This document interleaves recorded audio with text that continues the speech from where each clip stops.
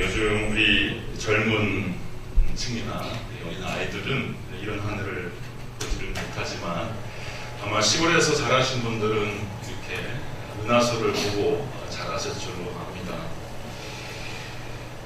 60년대 초부터 본격적으로 인간이 대기권 바깥으로 그리고 우주로 진출해왔습니다. 인류 역사상 최초로 지구를 벗어나서 우주 공간에서 우주의 광대함과 신비로움을 몸소 체험한 우주 비행사들은 이 세상에서 경험하지 못한 강렬한 신비 체험을 했다는 사례 보고가 많이 있습니다. 훗날 이 체험담을 모아서 이르기를 카스믹 센스라고, 우리말로 우주적 감성이라고 이렇게 옮길 수 있을까요? 우주적 감성, 카스믹 센스라고 하는 말로 표현을 합니다. 우주 비행사들이 우주에서 지구를 바라보았을 때, 그리고 무한하게 펼쳐진 우주를 감상했을 때 느낀 것은 일종의 정신적인 충격인 동시에 신비로운 종교적인 고향감을 느꼈다고 합니다. 그것은 이 지상에서 체험하기 어려운 장엄한 우주적인 각성이라고 이야기를 합니다. 그뿐만 아닙니다. 그들이 우주에서 지구로 돌아온 뒤에 그 우주에서 누구를 만나거나 경전을 읽고 온 것도 아닌데 이들 중에 많은 사람들이 인생관과 세계관이 극적으로 변화되었고요. 또 전에 하던 일과는 전혀 다른 직업으로 전환하였다고 하는 이야기들이 있습니다. 대표적으로 아폴로 15호 탑승자였던 제임스 어윈이라고 하는 사람이나 찰스 듀크라고 하는 사람은 신앙생활에 전심하면서 전도사가 되었고요. 어떤 사람은 화가나 어떤 사람은 시인이 되었습니다. 또 어떤 사람은 지구의 생태계를 위한 환경운동가로 변화되었다 하는 이야기가 있습니다. 이들이 직접 남긴 말을 제가 인용하고 소개해 보겠습니다. 제미니 9호, 아폴로 10호와 17호에 탑승했던 유진 서한이라고 하는 사람이 쓴 글입니다. 우주에서 내가 얻은 가장 큰 소득은 하나님의 존재에 대한 인식입니다. 나는 우주에서 하나님이 거기 계시다는 것을 직감적으로 느낄 수 있었습니다. 우주에서 지구를 볼 때 그 과도한 아름다움에 감동하지 않을 수 없었습니다. 이렇게 아름다운 지구가 우연의 산물로 생겨날 리가 없습니다. 우주에서 지구를 보았을 때 그것은 흔들림이 없는 확신이 되었습니다. 우주 유영을 하기 위하여 우주선 밖으로 나왔을 때 비로소 자기 앞에 전 우주가 있었다는 것이 실감됩니다. 우주라는 무한한 공간의 한가운데 자기라는 존재가 거기 내던져 있는 느낌입니다. 우리는 무한한 우주 속에 있으면서 그 아주 작디 작은 부분에 갇혀있는 존재입니다. 또 스카이랩 4호 탑승자인 에드 깁스는 이런 말을 남겼습니다. 지구에서 우주를 보는 것과 우주 공간에 나가 우주를 보는 것은 정말 완전히 다른 경험입니다. 누구든지 우주 공간에 나가면 그 현실에 압도됩니다. 그 경관의 장엄함은 어떤 언어로도 표현할 수가 없습니다. 우주에서의 체험은 완전히 종교적이었습니다. 우주는 참으로 아름답고 훌륭하게 조화되어 있습니다. 우연히 이런 우주가 만들어졌을 리가 없다고 생각합니다. 우주선 창밖으로 내다보고 있으면 지구가 바로 눈앞에서 무시무시한 속도로 회전하는 게 보입니다. 90분 만에 한 바퀴를 도는 것입니다. 우주에서 지구를 보면 인위적인 국경선이라고 하는 것은 본래야 볼 수가 없고 이 아래 많은 국가가 분리되어 대립하고 투쟁하고 있다는 사실이 매우 우스꽝스럽게 보입니다. 인간의 감각으로는 포착되지 않는 세계가 존재하고 있습니다. 아마 우리는 간접적으로 앞서 본 동영상을 통하여서 이 우주 비행사들이 무슨 얘기를 하고자 하는지 넌지시 알 수 있을 겁니다. 우리가 우주 밖의 경험은 하기가 어렵지만 아마 인간이 경험할 수 있는 가장 좋은 장소는 사막이나 광야가 아니겠는가 하는 생각을 해봅니다. 어떠한 먼지라든지 수증기가 거의 없는 곳에서 밤하늘을 이렇게 쳐다보고 있으면 확실히 우주적인 감각을 느끼게 됩니다. 우리 성도님들도 언젠가 성지순례를 하시게 될 터인데 신해산 정상에 올라서 밤하늘을 보신다거나 아니면 호텔 바깥으로 나와서 가로등불이 전혀 없는 광야에서 하늘을 우러르고 보면은 반드시 이런 경험을 할 수 있을 겁니다. 성지순례를 하다 보면은 신화의 광야나 유대 광야에서 이런 것들을 우리가 자연스럽게 느낄 수 있겠고, 가이드 역시 아브라함의 종교, 유대교와 그리스도교와 또 이슬람까지 포함했을 때 왜 이들이 유일신에 대하여서 특별히 만날 수 있었고 유일신 하나님으로부터의 음성을 들어보려고 노력을 했던가. 이것은 여러 종교적인 이론이 있겠지만 당신 스스로가 광야에 나가서 저 밤하늘을 올다 보면 분명히 느낄 수 있을 것입니다. 가이드들이 이런 이야기를 하곤 합니다. 시편의 대부분을 기록한 시인 다윗을 우리가 압니다. 이 사람은 우리가 이스라엘의 위대한 왕으로 알고 있지만 그 소시적에는 양을 지키는 목동이었죠. 이 목동이 어떤 사람들입니까? 밤낮 광활한 광야에 나가서 그 지평선을 바라보고 때로는 노을을 바라보고 하늘의 1월 성신을 바라보면서 시간을 보낼 수밖에 없는 존재가 바로 이 팔레스타인 중근동 지역의 이 목동들입니다. 그런 다윗이 시편 8편에서 자기가 느꼈던 경험과 통찰을 이렇게 기록하고 있어요. 여호와 우리 주여, 주의 이름이 온 땅에 어찌 그리 아름다운지요. 주의 영광이 하늘을 덮었나이다. 주의 손가락으로 만드신 주의 하늘과 주께서 베풀어 두신 달과 별들을 내가 보오니 사람이 무엇이기에 주께서 그를 생각하시며 인자가 무엇이기에 주께서 그를 돌보시나이까. 사람을 하나님보다 조금 못하게 하시고 영화와 존귀로 그를 쓰셨나이다.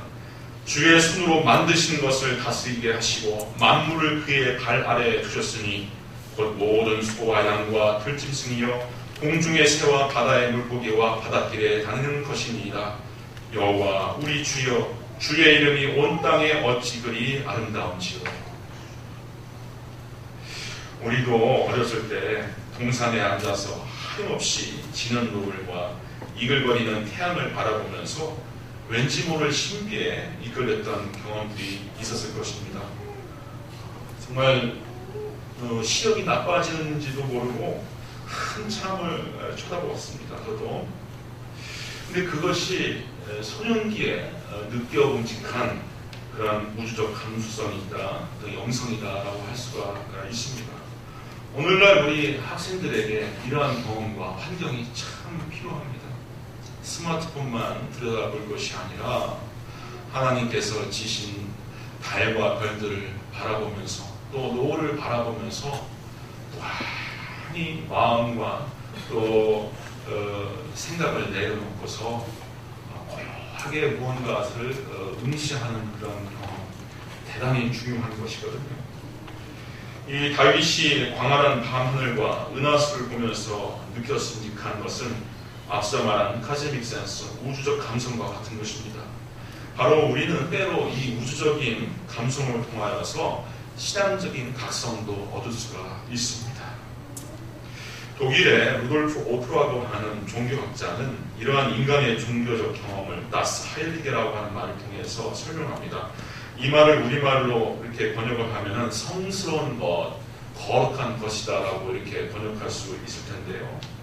우리에게 어떤 종교적 경험을 불러일으키는 성스러운 것, 거룩함이 어떠한 종교성의 핵심이다 이렇게 설명을 합니다. 우리 남자분들 특히 이공계를 이렇게 공부하신 분들은 하나님에 대한 신앙, 하나님의 정체에 대해서 이론적으로 논리적으로 따져보려고 하는 그런 자세들이 많이 있죠. 말도 안 된다. 논리적으로 이거는 성립되지 않는다. 이거 과학적으로 근거가 없다. 이런 식으로 종교에 대한 것, 신비에 대한 것을 딱 잘라쳐버리려고 하는데 이것은 인간이 인지할 수 있는 많은 풍요로운 것들 중에서 많은 것들을 포기해야 한다라고 하는 아주 단견이다라고 루돌프 오트는 설명을 합니다. 그래서 우리에게 종교적 경험을 불러일으키는 어떤 거룩한 것, 이것이 우리의 종교성 혹은 신앙의 핵심이다라고 하는데 그 거룩한 것, 그 성스러움이라고 하는 것은 인간을 위협하고 압도하는 것으로 다가옵니다. 우리가 때로는 하나님의 존재를 그렇게 느끼잖아요. 근데 이 성스러운 것이라고 하는 것은 1차적으로 신비로워요. 이성과 관념과 어떤 논리로 설명하여서는 신비로움이 우리를 이렇게 엄습합니다. 그리고 신비로울 뿐만 아니라 두려움을 자아내요. 두려움. 우리가 우주 한가운데 던져졌다 합시다. 그럼 우리가 얼마나 낯설고 초라하고 얼마나 지금 고독한 존재인지 아마 몸소리칠 건데, 우리가 광야에 혹은 사막에 나가서 하늘을 바라볼 때 그런 느낌을 우리가 받기도 하거든요. 어떠한 공포감, 위압감, 두려움을 느껴요. 근데 미스테리하면서 신비로우면서 또 두려움을 자아내지만 또 패스네이팅, 아주 유혹적입니다. 아주 뭔가 매혹을 느끼게끔 하는 것으로 우리에게 다가와요. 이것이 인간이 느끼는 종교적 경험이라든지 하나님에 대해서 우리가 느껴야 할 또 우리가 영성이다 이렇게 이야기를 하는 것이죠. 오늘 본문 10편 95편에서 시인은 하나님에 대한 각성, 하나님에 대한 신비 체험을 크다라고 하는 말을 쓰고 있습니다. 크다. 그리고 그 하나님의 크심은 인간으로 하여금 감사의 노래와 찬양을 만들어내고 있는 것을 우리가 봅니다. 오늘 함께 읽은 시편을 보면 하나님을 위하여서 노래하며 하나님께 나아가며 시를 짓자 하는 내용이 나옵니다. 제가 1절 이하 다시 읽어드릴게요. 오라 우리가 여호와께 노래하며 구원의 반석을 향하여 즐거이 외치자. 우리가 감사함으로 그 앞에 나아가며 시를 지어 즐거이 그를 노래하자. 여호와는 크신 하나님이시요 모든 신들보다 크신 왕이시기 때문이로다. 6절 오라 우리가 부피어 경배하며 우리를 지으신 여호와 앞에 무릎을 꿇자. 그런데 이 크시다라고 하는 이 의미는 하나님이 무소부재하고 광활하다라고 하는 그런 뜻도 있지만 우리의 윤리적이고 우리의 도덕적인 한계를 뛰어넘어서 우리 각자의 존재에게 너무너무 좋은 눈으로 다가오는 그 하나님의 압도되는 느낌을 이야기를 하는 거예요. 이 시인은 하나님은 너무나 좋고 너무나 사랑스럽고 너무나 친절하고 너무나 섬세하게 나를 지지해 주시고 사랑해 주신 분이다 라고 하는 말을 크다 하는 말로 표현하고 있는 겁니다. 본문이 말하는 참 좋은 분으로서, 참 좋은 존재로서의 하나님, 이것을 제가 이런 식으로 한번 설명해 드리겠어요. 우리가 어떤 사람을 이렇게 만날 때, 또 내 자신이 누군가에게 다가갈 때, 그 사람으로 하여금 자기의 존재가 활짝 피어나게 하고, 꼭 피어나게 하고, 잠재력이 발산되게 끌어올려주고, 자신감을 찾게 만들고, 그 사람이 위축되고 초라하고 우울해 있을 때 길을 펴게 한다면은, 내가 그 사람에게 있었든지 그 사람이 나에게 있었든지 참 좋은 존재예요. 참 좋은 존재. 근데 문을 열고 딱 누가 들어오는데 겁이 나고 위축되고, 또 뭔가 내 자신을 숨겨야 되고, 내 길을 펴지 못하고 내 잠재력을 잃어버리게 하면은 이거는 잘못된 거예요. 어떤 아이가, 꼬맹이가 유치원 학예 발표회를 하기 위해서 무대 위에 나옵니다. 제가 꼭 그런 사람이거든요. 제가 어렸을 때 얼마나 좀 옹졸하고 숙기가 없었는지 몰라요. 참 무대 위에 앞에 나간다는 것을 그렇게 싫어했는데 어떻게 된 것인지 제가 여러분들 앞에서 이렇게 설교를 하고 있습니다. 근데 그러한 참 위축감과 초라한 자기 존재를 느끼면서 무대 위에 섰는데, 그 관중석 가운데서 어머니가 칭긋 웃어주면서 윙크를 하고 우리 아들 잘해라 하고서 엄지를 치켜 올리고 박수를 치는 신용을 했을 때, 그 어머니의 눈빛과 그 어머니의 손짓을, 또 몸짓을 보면서 아이가 위로와 힘과 자신감을 회복하지 않습니까? 바로 사람이 사람들 만났을 때 그러한 존재가 되어야 하는 것이고, 그러한 엄마 아빠가 되어야 하는 것이고요. 또 이 시편의 기자가 하나님을 그런 식으로 발견한 겁니다. 하나님 너무 좋습니다. 그래서 우리 하나님은 어떤 하나님이냐? 나의 구원의 반석이다. 그래서 하나님께 나아갈 때 즐겁게 외치자. 그리고 우리가 하나님께 나아갈 때 감사함으로 나아가자. 그뿐만 아니라 시를 지어서 하나님께 시를 바치고 하나님을 즐겁게 노래하자. 이렇게 하는 거예요. 얼마나 좋으면, 얼마나 좋으면. 아동들을 섬기기 위해서 이 자리에 없어서 제가 하는 얘기지만, 제가 아내를 이렇게 모실 때 그런 수법을 썼어요. 저쪽 그 복도 끝에서, 강의실에 들어오기 위해서 복도 끝에서 저를 딱 보면은 만나기 싫어서, 마주치기 싫어서 이렇게 돌아갔답니다. 이렇게. 근데 어느 세월이 지나서 이제 제 아내가 되어 있는데, 그냥 다른 방법이 없었어요. 제가 일주일에 한두 번씩 이 시를 써갖고 과사무실에 우편함에 이렇게 넣어줬어요. 하나씩 사라지더라고요. 어느 세월에 제 아내가 들어 있었습니다. 이렇게 얼마나 좋으면은, 얼마나 사랑스러우면은, 하나님이 얼마나 아름답고 위대하고 좋은 분이면은 시를 짓자, 그를 향하여 감사의 노래하자라고 했을까? 오늘 본문의 시인은 우리의 마음속에서 찬양과 감사를 터져나오게 하는 그런 놀라운, 좀 신비롭고 어떤 사랑스러운 존재다 하는 것을 노래하고 있어요. 우리가 찬양을 늘 드리지 않습니까? 근데 이사야 43장 21절에 보면은 이 백성은 내가 나를 위하여 지었나니 나를 찬송하게 하려 함이라 하라고 하는 말씀이 있어요. 근데 이 말씀을 가만히 들여다보면은 어떤 사람은 좀 기분 나빠하는 것 같아요. 우리가 무슨 라디오냐? 추운기냐? 우리가 하나님을 찬양하기 위해서 지음받은 그런 부수적인 존재냐? 이런 생각을 하시는 분들이 있는데 전혀 그렇지 않습니다.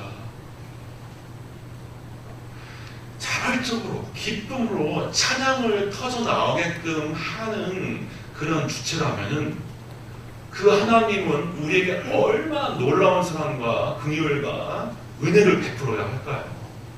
예? 우리 아이들에게 좋은 것을 선물해 주면은요, 아이들은 너무 좋아서 깡총깡총 끼기도 하고 또 머리를 갸우뚱하면서 또 거실을 한 바퀴 막 돌기도 하고 그런 모습을 보입니다. 받은 것에 대한 기쁨을 주체할 수 없어서 그러한 몸짓이 나오는 거죠. 이것처럼 내가 너를 지은 것은 너희들로 하여금 나의 찬양을 부르게 함이다라고 하는 것은 우리 하나님께서 우리의 심령 가운데 터져 나올 수밖에 없는 감사와 기쁨을 심어주는 존재로 그렇게 일하고 싶다, 사역하고 싶다라고 하는 하나님의 다짐인 것입니다. 오늘 시편 기자는 우리가 하나님을 찬양할 수 있는 까닭으로 그 하나님의 크심에 대하여 말합니다. 이 크다라고 하는 원어 히브리어 말로 가돌이라고 하는 말은 단순히 물리적인 크기가 말하는 것이 아니라 위대하다. 어떤 질적으로, 어떤 성품적으로도 위대하고 놀랍다라고 하는 뜻도 같이 포함되어 있습니다. 그래서 크기나 상태뿐만 아니라 하나님의 자비심, 하나님의 동정심을 나타낼 때도 이 가돌이라고 하는 말을 쓰는 겁니다. 이 가돌의 정체는 무엇이냐면은 그 무한한 자비로움 그리고 조건 없는 은혜에서 드러납니다. 제가 다시 한번 분명히 말씀드립니다. 하나님의 이 크다라고 하는 것은 조건이 없어요. 그 은혜는 무한합니다. 무한해요. 죄 짓고 낙심하고 허물투성인 우리라고 하더라도 우리 하나님께서는 오냐 내 아들 내 딸 잘 왔다 수고 참 많았다 너 참 어렵게 살지 그래 내가 알지 내 상정을 네가 알아 그래 나에게 오거라 하는 그런 하나님인 거예요. 많은 사람들이 또 교회 다니는 사람들마저도 하나님을 인과응보적인 신으로 잘못 아는 사람들이 많이 있습니다. 그래서 목사님들이 이 교회 강단을 빌어서 율법적인 설교를 해버려서 그래요. 큰 문제입니다. 하나님을 두려운 하나님, 꺼려지는 하나님, 또 면전을 피하고 싶은 하나님으로 만들어버린 것은 그렇게 말씀하신 분들이 큰 문제예요. 갈라디아서 1장에서 사도 바울이 갈라디아 교회를 두고서 가장 걱정했던 문제가 바로 교회 안에 독버섯처럼 피어나고 있는 율법주의인데 오늘날도 많은 교회들이 율법주의적인 것들을 극복을 못하고요.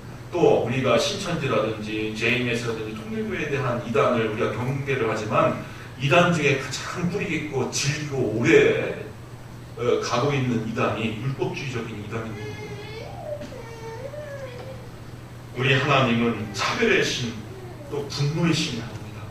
하나님께서 분노하시거나 하나님께서 우리를 때리실 때는 어떠한 조건 하에서 때리시냐면은 아버지 된 입장에서 우리를 바른 길로 재촉하시고자 하는 한에서 사랑의 전제를 가지고서 우리에게 아픔을 주시는 하나님이셔요. 그래서 야고보 사도는 하나님께서 징계하지 않으면 히브리서에도 징계하지 않으면 우리는 버리는 자고 사생하다라고 그랬어요. 아버지시기 때문에 때로는 우리에게 고난을 주고 또 징계를 하는 일이 있지만 그것도 하나님께서 사랑하시기 때문에 그렇게 행하시는 것입니다.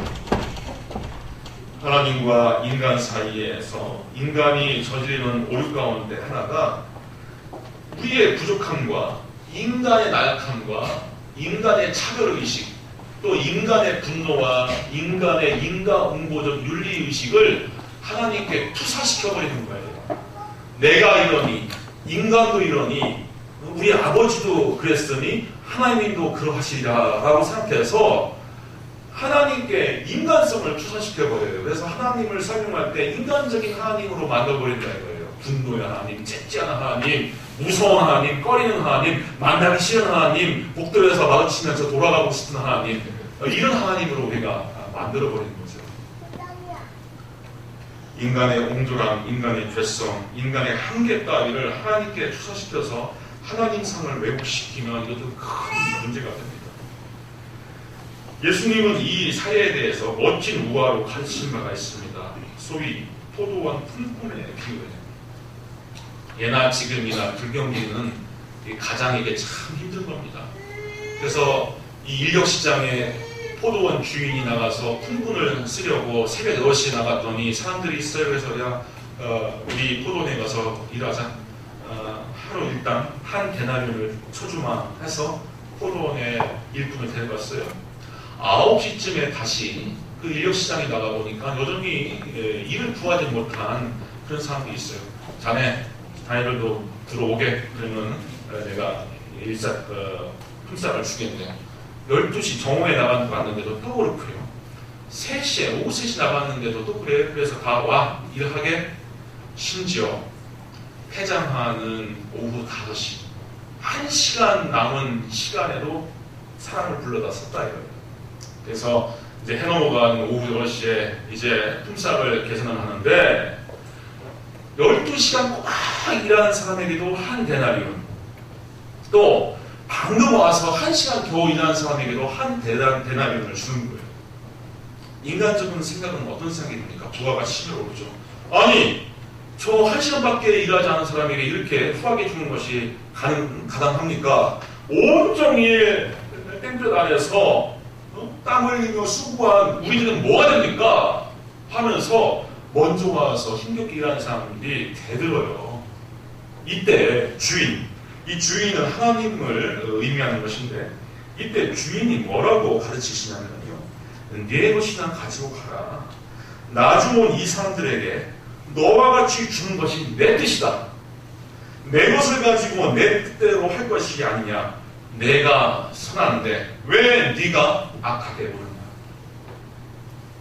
인간적인 생각으로는, 우리의 윤리의식은 먼저 온 사람에게 더 후히 주고 겨우 1시간 일하는 사람에게 찔끔 줘야 된다는 것이 인간적인 생각이잖아요.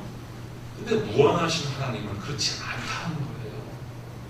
우리 예수님께서 산상수훈 가운데서도 하나님께서 온전하신 사람 가운데 은총을 베풀어 주시는데, 의인의 밭에도 비를 주시고 악인의 밭에도 비를 주시고, 의인의 밭에도 햇볕을 주시고 악인의 밭에도 햇볕을 주시는데, 너희들도 이와 같이 하나님의 온전함같이 하나님의 자비로움같이 자비로워라.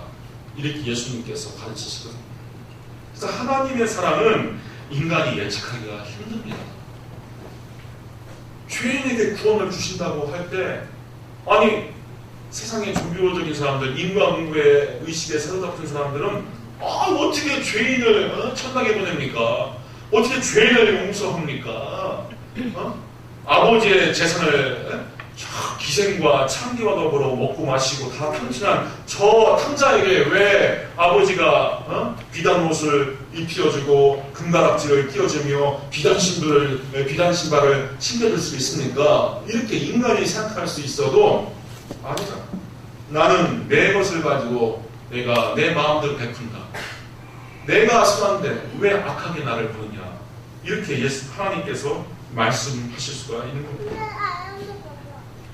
언젠가 저는 책을 읽다가 아주 짧은 라틴어로 된 말 한마디에 붙여서 하루 종일 그 말씀에 사로잡혀서 아주 은혜를 충만히 느끼는 점이 있었는데, 좀 죄송합니다. 제가 어려운 말을 자꾸 써서 죄송한데, 라틴어로 데우스 셈페르 마요라고 하는 말입니다. 데우스라고 하는 말은 하나님이라고 하는 뜻이고, 셈페르라고 하는 말은 언제나 늘 항상이라고 하는 말이고, 마요라고 하는 말은 보다 위대한, 보다 큰이라는 뜻이에요.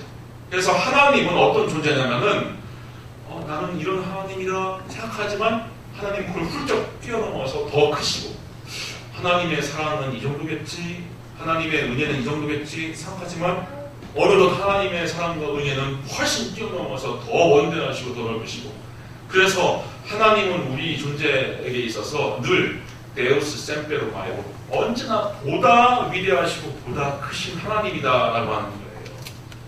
이게 하나님의 정체라고 하는 겁니다. 아브라함은 모리아 산상에서 내 아들을 다시 돌려받기만 하면 좋겠다라고 생각했지만, 하나님은 다시 돌려주셨을 뿐만 아니라 그 아들, 독생한 아들 이삭을 통하여서 창대한 민족을 이루게 하시지 않습니까? 요셉도 이 노예 신분에서 풀려나기만 하면 좋겠다 했지만, 하나님께서는 그 요셉을 들어서 그 가뭄, 오랜 가뭄을 대처하게끔 만드는 위대한 총리 대신이 되게끔 만들어주셔요. 배신자 베드로는 그저 부활하신 우리 예수님께서 나를 용서만 해주셨으면 좋겠다 하지만 예수님은 내 양을 먹이라 내 양을 치라 하시면서 교회의 초석이 되게끔 만들어 주십니다. 이렇게 하나님은 언제나 더 위대하신 하나님으로 우리 앞에 계시는 것이죠. 이 데우스 셈페르 마요라고 하는 이 놀라운 하나님은 특별히 예수 그리스도의 십자가 가운데서 발견하게 됩니다. 예수님의 십자가 가운데서. 사도 바울은 그 비밀에 대해 이렇게 말합니다. 의인을 위하여 죽는 자가 쉽지 않고 선인을 위하여 용감히 죽는 자가 혹 있거니와. 우리가 누구를 위하여 순직하거나 순국할 때 대의 명분, 아주 거창하고 고매한 대의 명분 때문에 우리가 죽는 일이 있지 않습니까? 이것도 참 드문 일이다 이거예요. 사도 바울은 이렇게 의인을 위하여 대의 명분을 위하여 선을 위하여서 죽는 자가 쉽지 않고 혹 있지만 우리가 아직 죄인 되었을 때 그리스도께서 우리를 위하여 죽으심으로 하나님께서 우리에 대한 자기의 사랑을 확증하셨느니라 했습니다. 그래서 하나님의 사랑은 이렇게 위대한 겁니다. 우리가 죄인으로서 살 때, 이미 죄인으로 죄악의 그로통에서 살 때 우리 예수님께서는 우리를 위하여서 죽으심으로 하나님이 우리를 얼마나 사랑하시는지 증명해 내었다 하는 말씀인 것입니다. 세상에서 가장 높은 산을 머리에 이고 사는 히말라야 산맥 기슭의 사람들은 말수가 적고 관대하다고 합니다. 그 사람들은 베일처럼 웅장한 산을 바라보고 항상 그 산들에서 살기 때문이라고 하는 것이죠. 그래서 이 사람들은 작은 일에 연연하지 않고 베풀기를 즐겨하고 용서하기 주저하지 않는데 그 이유는 그 커다란 히말라야 산 때문이라고 합니다. 앞서 소개한 사례처럼 우주 비행사들의 우주의 광활함을 체험하는 그 한 가지 사건으로 인하여서 그 삶이 통째로 변되었다고 한다면 우리 예수 믿는 분들이 우리의 삶이 어떻게 변화가 되어야 될지, 나는 어떻게 해야지 삶이 생활되어야 될지 하는 그 답은 자명하다고 봅니다. 우리가 언제나 보다 크신 하나님의 은혜를 경험할 때 그 하나님께 우리가 빈 마음으로 겸허한 마음으로 나아갈 때 우리 하나님께 모든 것을 내어 맡기는 심정으로 또 광야에서 사막에서 하늘을 우러러보는 마음으로 하나님께 나아갈 때 우리 하나님께서는 우리를 각자 풍성한 사람 가운데 만나 주실 것입니다. 언제나 더 크신 우리 하나님을 깊이 만나서 하나님과의 내밀하고 강력한 체험으로 하루하루 승리하고 삶의 온전한 변화를 이루는 저와 우리 사랑하는 성도님 되기를 주님 이름으로 축원드립니다. 아버지 하나님 감사합니다. 오늘도 우리가 함께 모여서 하나님께 예배하며 언제나 보다 높고 크시고 위대하신 하나님을 우리의 마음에 새겨봅니다. 부족하고 연약하고 때때로 이 땅의 작은 것과 보잘것없는 것에 연연하는 우리의 마음 가운데 근심과 염려를 다 거두어주시고 하나님의 무한하시고 온전하신 사랑 가운데 우리가 충만해질 수 있도록 성령 하나님 인도하여 주시고 충만히 역사하여 주옵소서. 예수님의 이름으로 기도하옵나이다. 아멘. 400